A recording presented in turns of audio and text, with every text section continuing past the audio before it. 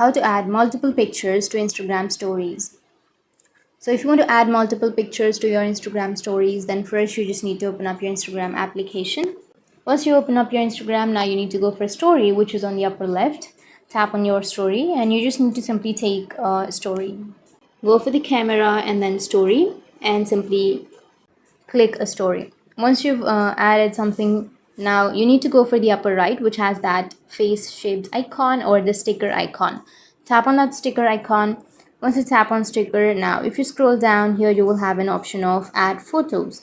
So what you need to do is you just need to simply tap on the photo option, and from here you can add the images. So simply tap on the image. Once you tap on it, you can again tap on the image if you want to change the size of that image, and then you can drag that to adjust, and again go for the stickers, which is on the upper right, and again go for photos and again choose another photo.